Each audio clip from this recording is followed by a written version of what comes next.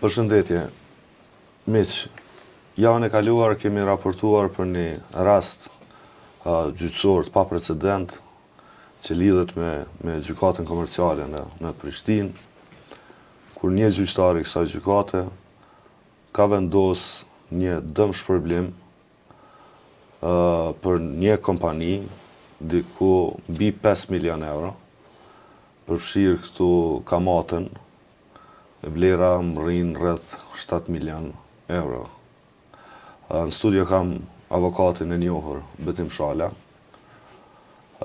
i cili gjatë karrierës së tij besoj që ka pa shumë raste të çuditshme, por si ky rast nuk besoj që të ka rënë ndonjëherë me pas punë dhe me pas në dorë.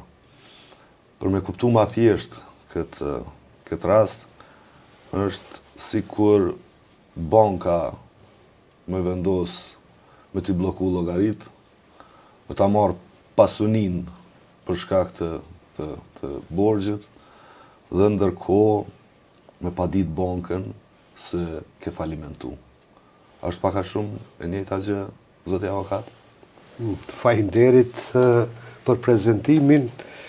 Po, është e vërtet që gjatë karrierës time kom pas lanë të ndryshme, raste të ndryshme të cilat vetë kom qenë avokat në ato çështje, apo kanë qenë kolegët e mi në ato çështje, por kësi lloj rasti deri më sot në përvojën time nuk kom pas.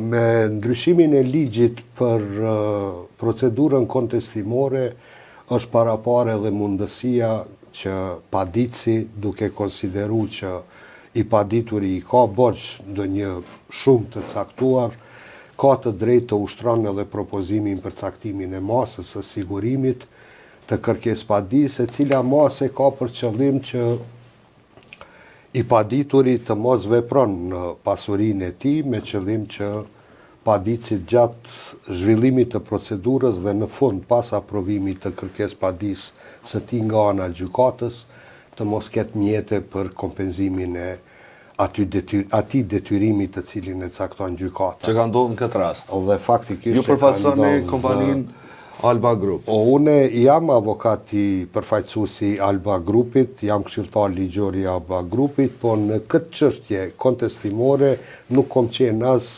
gjatë shqyrtimit të çështjes të padisë dhe kundër padisë, po as me rastin e ushtrimit të ankesës.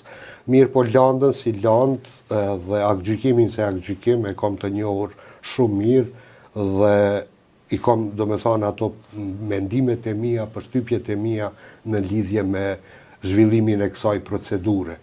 Ashtu si që thash, do me thonë, ka ndodhë edhe në këtë rast që nga ana Alba Grupit si paditëse, është ushtruar edhe propozimi për sigurimin e kërkesëpadisë, i cili për kompaninë tjetër Kava Grupin. Po, për kompaninë kundër kompanisë tjetër Kava Group, kështu që gjykata e shkallës së parë në atë kohë kur është ushtruar padia ende ka qenë gjykata themelore në Prishtinë, departamenti për çështje ekonomike, dhe kur janë në pyetje propozimet për caktimin e masës së sigurisë, ligji i parashet që janë urgjente dhe duhet gjykata sa më shpejt që të jetë e mundur të vepron për me e siguru. Për me pas më të qartë shikuesit, njerëzit që e ndjekin këtë intervistë. Kjo ka nisë diku në 2019 me një padi të kompanisë Alba Group për një borxh rreth 300.000 euro, apo jo? Së pari, për opinionin, Alba Group dhe Kava Group në marrëdhënie të mira ekonomike, afariste, lidhin dy kontrata gjatë vitit 2019. E lidhin kontratën për furnizim me beton dhe e lidhin kontratën për furnizim me zhavar. Alba Grupi si furnizues, Kava Grupi si pranues përkatësisht blerës i betonit edhe i zhavorit. Me ato kontrata, me kontratën për furnizim me beton ka qenë paraparë që 50% e vlerës furnizuar do të paguhet me mjete monetare, ndërka që vlera prej 50% do të paguhet me kompenzim në formë të lidhjes së kontratës për dhënien e lokalit afarist apo dhe banesave, për të cilën ka qenë pajtimi që pas një periudhe caktuar kohore do të lidhen ato kontratat notariale dhe do të dihet saktë se cilla hapësirë, cili lokal afarist, cila banes do t'i takon Alba Grupit për furnizimin e Kava Grupit me beton. Ndërkaq për zhavor ka qenë e parapar që 100% kompenzimi për furnizim me zhavor do të bëhet me anë të kompenzimit në formë të dhënjes së lokaleve, afariste apo banesave. Pse është prishja e marrëveshjes? Si ka ndodhur? Ndërkohë, gjatë zhvillimit të aktivitetit ekonomik dhe gjatë furnizimit nga ana e Alba Grupit, Kava Grupit me beton dhe zhavor, lindin çka është plotësisht normale, do një vonesë e shkurt, 1 ditë, 2 ditë në furnizim, për të cilin njoftohet pala tjetër, në anën tjetër edhe pranuesi i furnizimit, pranuesi i betonit në rastin konkret Kava, lind do një detyrim i tij pa pritur dhe nuk i kryen obligimet e tija me kohë ashtu siç janë pajtu palët. Mirë po, si shkas për lindje të këtij kontesti, ka qenë që Kava Group pa paralajmërim ndalon porosin nga ana e saj për Alba Grupin që të vazhdon me furnizim me beton dhe zhavor dhe lidh një kontrat me një kompani tjetër. Pas lidhjes së asaj kontrate, Alba Grupi përkundër faktit që e ka pas kontratën, e cila kontratë nuk ka qenë e shkëputur dhe me e cila qëllimi i kontratës ka qenë që ta përcjell krejt ndërtimin deri në përfundim të atij ndërtimi, atëherë Alba Group kërkon që të kompenzohet për atë sasi të betonit dhe sasi të zhavorit që e ka furnizu Kava Grupin dhe basi veç nuk kemi realizim të kontratës në tërësi, atëherë kërkohet që ose të lidhet kontrata notariale dhe të jepet kompenzimi me banesë dhe lokal afarist, apo ajo në bazë të fakturave të cilat ja ka dorëzuar pas çdo furnizimi të bëhet pagesa e asaj shume. Në total pagesa ka mbri si detyrim i Kava Grupit ndaj Alba Grupit për afërsisht diku rreth 420.000 euro ka qenë detyrimi. Edhe ndërkaq që Kava Grupi prej aty me 420.000 euro ka kryer obligimet e tija për afërsisht diku 120.000. Nuk ka qenë problemi te shuma, pse nuk o përmbush e tërë shuma, po problemi ka qenë se o stopu kontrata, o shkëput kontrata në mënyrë të njëanshme dhe nuk kemi ma porosi për beton dhe zhavar.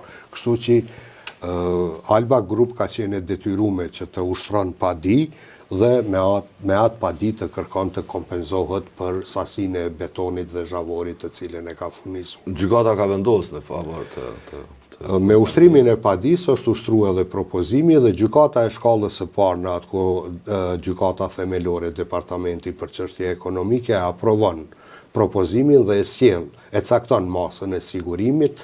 Kava Group ushtron ankesë, gjykata e shkallës së dytë në atë kohë gjykata e apelit e gjen si të bazuar ankesën dhe e prish vendimin e shkallës së parë dhe e kthen në rivendosje me sugjerime se çka duhet të bën gjykata e shkallës së parë.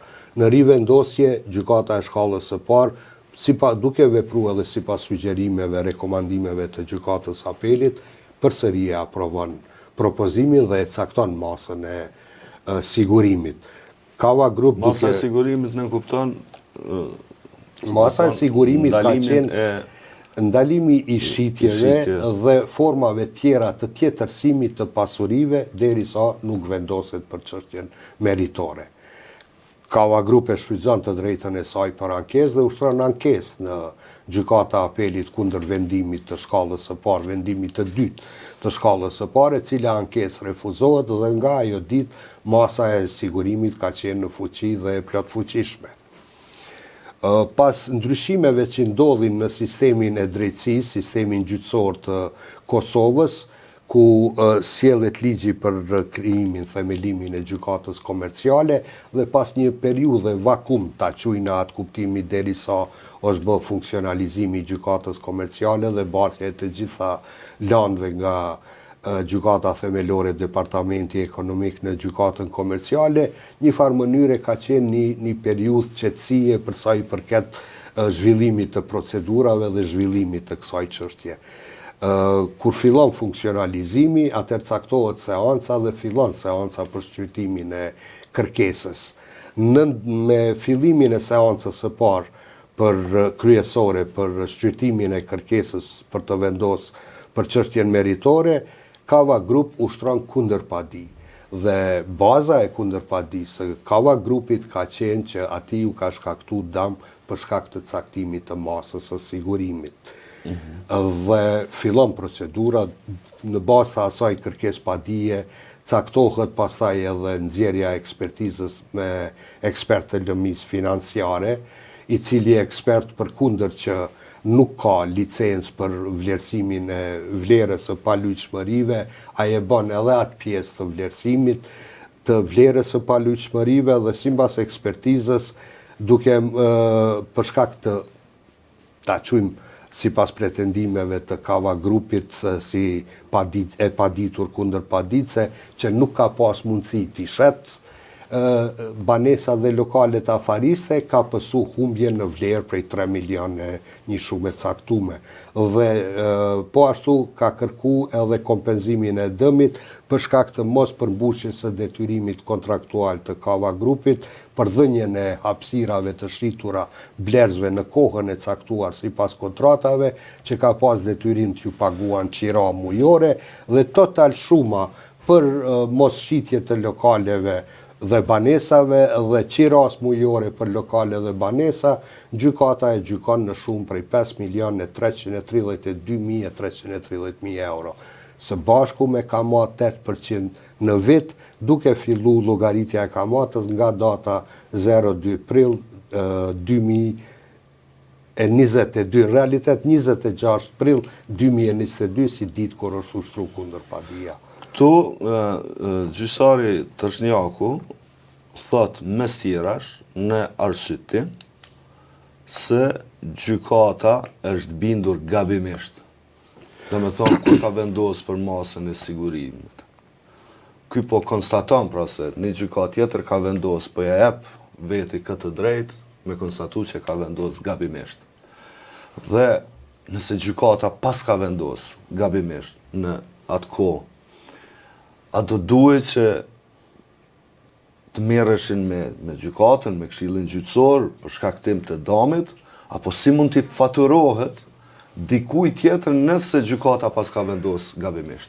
Çështja pse unë mendoj që gjykata e shkallës së parë nuk o dash të lëshohet në këtë formë të kundërpadisë, të aprovon kundërpadin, edhe pse në vendim të gjykatës, po edhe vendimet procedurale gjatë zhvillimit të procesit nuk ka asnjë akt vendim me të cilin pranohet kundërpadia dhe për që paraqet shkelje thelbësore të procedurës kontestimore, përkundër asaj gjykata e ka sjell akt gjykimin në formën që e ka sjell. Pse po mendoj që nuk ka pas autoritet kjo gjykat dhe ky gjyqtar të zhvillon procedurën sipas kundërpadisë në atë formë që është ushtruar kundërpadia. Për arsye se së pari ish dashur si çështje paraprake të vërtetohet dhe të jetë padia për mu vërtetu që ato akt vendime janë të kundërligjshme, të sjella nga ana e gjykatës. Nuk është e mjaftueshme ky gjyqtar në këtë procedurë të thotë janë të kundërligjshme dhe me atë ju ka shkaktuar dëmi palës. Ndërkohë që ato vendime janë nxjerrë nga 2 shkallë. Po, janë vërtetu. Edhe 2 herë. Edhe herën e parë ka qenë e vërtetuar o prish o kthy në rivendosje, o vërtetu edhe herën e dytë dhe gjykata e apelit në atë kohë edhe e vërteton atë. Po, çka është edhe më që lëm përshtypje në këtë çështje, që ky gjyqtar paraprakisht ka sjell një akt vendim me të cilën e ka abrogu masën e caktuar të sigurimit. Dhe në arsyetimin e atij akt vendimi me të cilën e ka aprovu propozimin për abrogim të masës, kërkun nuk e cek që po abrogohet masa se ka qenë e kundërligjshme. Dhe faktikisht arsyetimi i vendimit për abrogim të masës dhe arsyetimi i akt gjykimit për aprovim të kundërpadis janë kontradiktore. Tash, ose masa ka qenë e rregullt ose nuk ka qenë e rregullt. Kemi një vërtetim jo të plotë dhe të drejtë të gjendjes faktike në të kësaj çështje. Më rasti tash është në shkallën e dytë të gjykatës komerciale. Po. Keni besim që shkalla e dytë do të vendos drejt? Unë si mund të lexohet në aktgjykim i tillë nga shkalla e dytë, pra? Unë si profesionist besoj në gjykatën, besoj në drejtësi, më s'kisha besu si isha marrë me këtë profesion, ashtu si që është sjell edhe ashtu si që është arsyetu aktgjykimi i shkallës parë, dhe ashtu si që është shkruajt ankesa dhe ashtu si që janë paraqit të gjitha shkeljet procedurale si dhe të gjitha faktet që vërtetojnë që gjendja faktike nuk është vërtetuar në mënyrë të drejtë dhe të plotë, kam plotësisht besim që gjykata, po menoj dhoma e shkallës së dytë e gjykatës komerciale të Kosovës, do të i analizon mirë dhe do të sjell një vendim të drejtë në lidhje me ankesën. Ju kërkoni prishjen e këtij? Po, me ankesë është kërku prishja e këtij aktgjykimi dhe kthimi në rigjykim. Rigjykim? Po. Pra, kur po thoni kthimin në rigjykim, a duhet të rigjykohet nga i njëjti gjyqtar apo? Zakonisht, simbas praktikës, i njëjti gjyqtar. Se aje e përcjell Landën, i njëjti gjyqtar, mirë po gjykata e shkallës së dytë, çdo herë kur e sjell një vendim me të cilën aprovohet ankesa, i jep edhe rekomandime dhe sugjerime se çka duhet të vepron në ri procedurë, në ri gjykim gjykata e shkallës së parë. Dhe gjyqtari cilido që të është, edhe ky i njëjti, është i lidhur me ato rekomandime, ato sugjerime, edhe duhet i respekton ato rekomandime, ato sugjerime të gjykatës së shkallës së dytë. Në rastet kur flitet për kësi çështje që kanë vlerë financiare, veçanërisht vlerë të madhe financiare, gjithmonë dyshimet shkojnë se këtu ka ndonjë element jo të lidhshëm, pra për ndonjë aferë të mundshme korruptive, e cila e përcakton, e determinon një aktgjykim të tillë. Ju ka lënë shije të tillë juve kjo? Unë t'ju them të drejtën, prej kohës kur e keni publiku artikullin në lidhje me këtë procedurë, si dhe reagime dhe përgjigjet që janë dhënë nga ana e gjykatës komerciale, pra, po thëmë, besoj në drejtësi dhe ndodhin gjatë gjykimeve gjyqtarët, nuk i analizojnë çështjet mirë dhe sjellin një vendim të jo të ligjshëm, edhe automatikisht është ai veprim i kundërligjshëm, akt vendim i kundërligjshëm. Gjykatat e shkallave tjera të instancave më të larta e vlerësojnë dhe i prishin ato aktgjykime. Mirë, po kur të analizohet këtë çështja, në këtë çështje dhe kur të lexohen të gjitha provat që kanë qenë në shkresat e lëndës dhe krejt rrjedha e kësaj procedure, paraqet një lloj dyshimi, ekziston gjithsesi duhet të paraqet një lloj dyshimi, të ekziston së paku një dyshim i arsyeshëm se këtu nuk kemi të bëjmë vetëm për çështje jo profesionale. Këtë në fakt më ka ba me qenë këgja i bindun vetë reagimi i gjykatës komerciale. Reagimi ishte me plot akuza në raport me ne dhe si me thonë kishte një mbrojtje për gjyqtarin, po jo një mbrojtje kështu të zakonshme, por një mbrojtje tjetër fare, që shumë rrallë ndodhë në kësi raste gjykata tregoj kështu për gjyqtar të caktuar. Dhe kjo mu ma la këtë shijen dhe me thonë se base kemi të bëjmë me një skem të mundshme cila ka ndiku në këtë vendim. Po nuk mundën të mohohen ato, nuk mund të abstrahohen edhe ekzistimi i skemave të ndryshme. Por për vërtetimin e atynve dyshimeve, besoj edhe shpresoj që edhe vetë organet hetuese do të miren me këtë çështje dhe do t'i analizojnë të gjitha ato fakte, se fundit edhe kodi jon penale parashe ekzistimin e veprës penale që kryhet nga gjyqtari kur sjell një vendim të kundërligjshëm. Kur them vendim i kundërligjshëm, vendimin e kundërligjshëm edhe gjykatat edhe dhomat e shkallës së dytë të gjykatës mund ta vërtetojnë që është i kundërligjshëm. Për dallimi në mes të vërtetimit të kundërligjshmërisë së vendimit nga aspekti civil me atë penal, atëherë duhet që në atë aspektin penal të ekzistojë edhe një bazë tjetër, një dyshim tjetër që ai gjyqtar ka ndikim dhe ka sjell akt vendim të kundërligjshëm për përfitimin e vet, për përfitimin e tjetrit dhe shkaktimin e dëmit tjetrit. Pra jo shin elementet veprës penale. Po elementet e veprës penale dyshimin gjithsesi e kanë dhe besoj që edhe organet do të miren në lidhje me këtë çështje, organet hetuese. Po për vërtetimin ke fjalën ex officio apo keni bërë kallëzim penal? Po edhe ex officio edhe kallëzim penal është ushtru nga ana Alba Grupës. Keni bërë kallëzim penal? Po, nga në ana Alba prokurori. Grupës, po është bërë kallëzimi penal në prokurori. Për vepër penale të vendimit kundërligjshëm. Po.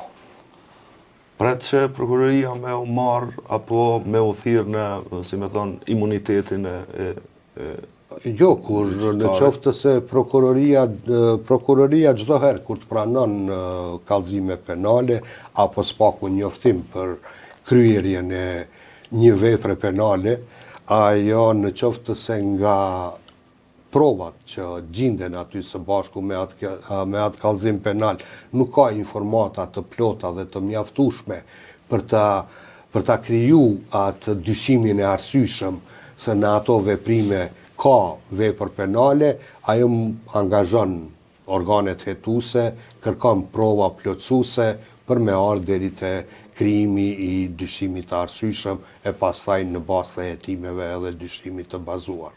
Avokat në shkallë dytë nuk mohen seanca zakonisht, por vendoset kështu. A keni bërë ndonjë kërkesë që për monitorim të këtij rasti, mënyrë që të shihet, ta shoh publiku, të ketë transparencë, sepse po flasim për vlerët e mëdha financiare që është caktu kompanisë Alba Group. A besoni që një monitorim i mirë i këtij rasti kishme ndiku pozitivisht në vënien e drejtësisë dhe kurse në vënien e presionit për mi gjykatën?